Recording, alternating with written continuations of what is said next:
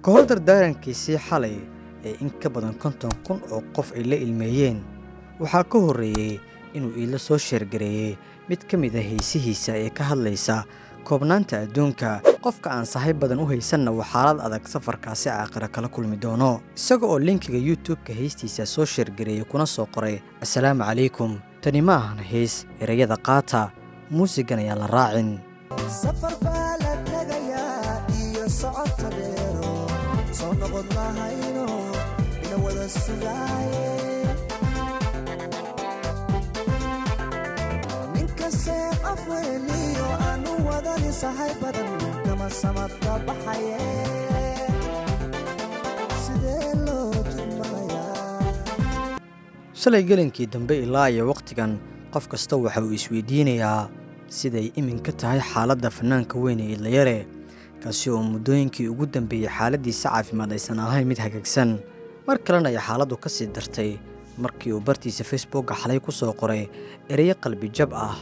oo ilinta la ceshan waayay fadlan muuqaalkan like garay oo sii share garay si dad badan ay u arkaan sidoo kalena muuqaalada ka turjumaya Idlayare iyo xanuunkiisa madaxda dalka ay u arkaan si ay kaalin weyn uga geystaan garab istaaga Idlayare mahadsanid waa xanuunto timaha iga haado waa fantamina timaha iga haado waa ka timi haafaf burudu watana maqan way iga haada marna way soo badan hada xamaro ka baqato ku ta timaha fuuli noqonayaan laakiin waxa iftiimiso burudi wad way soo weynaatay xidid buu ka foqo laakiinse wili yani effect waa saamgarad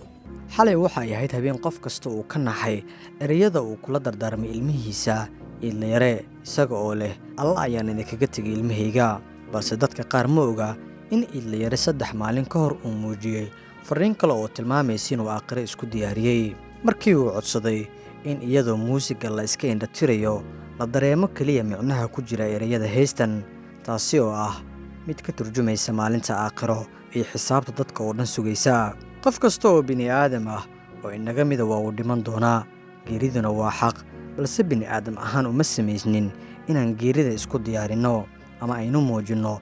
fariimo inaga yeelay inaan dadka tusno inaynu ka tegayna dunidan maalmaha kooban ah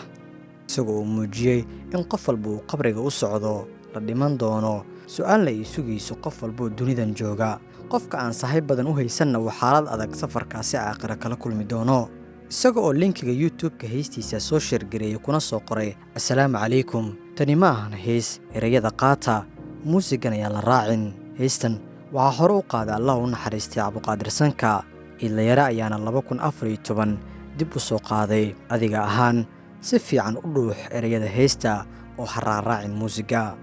safar baa la tagayaa iyo socodka dheero soo noqon lahayno ina wada sugaaye ninkase afweeliyo aanu wadani sahay badan kama samadka baxaye sidee loo jidmanayaa sukeeyo xigaalka soryeeya malaho saaxiibka rumaado saacida ma joogo sabadka yaalo kusii hoyadka malaho marka si dhaba loo eego heestan erayada ku jira waa kuwa xaqiiqatan ka turjumaya in nolosha dunidu ay kooban tahay qof walba dunidan joogana uu safar yahay aakhirana loo socdo marka ay isdul taagto Idlayare oo u jeediyay dareenkiisa oo dhan maalinta aakhiro iyo inuu qabri u socdo waa fariin kale oo tilmaamaysa inay qasab tahay inaan u duceyno marhadan daabiyo taariikh lahayno marhadan daabiyo taariikh lahayno ina dibadda ii jirine dollar iimaanayn danyar igu xisaabo jihada kale marka la eegana Idlayare ma ahan qof hadda dadka ka codsanaya inay caawiyaan laakiin dhammaanteen haddii aan Soomaali nahay madax iyo shacabba waa inaan garab istaagno walaalkeen Idlayare oo aad u xanuunsanaya waliba ah aabba korsanaya carruurtiisa keligii una ah aabba iyo hooyaba si gaar ah madaxda dalka gaarsiiya xaaladda aabbahan Soomaaliyeed ee ka mid ah shakhsiyaadka ka dhex muuqda bulshada dhexdeeda hadda inta uu nool yahay ayaynu wax u qaban karnaa si oo noqon doonta wax wanaagsan haddii uu dib u soo kabto wiilkan dhallinyarada ah. ilaa dhammaadka haddii aad nala joogtay, fadlan muuqaalkan laagareey oo sii sheergareey si dad badan ay u arkaan, sidoo kalena muuqaalada ka turjumaya iidlayaraya xanuunkiisa madaxda dalka ay u arkaan si ay kaalin weyn uga geystaan garab istaagga iidlayare. mahadsanid. mar haddana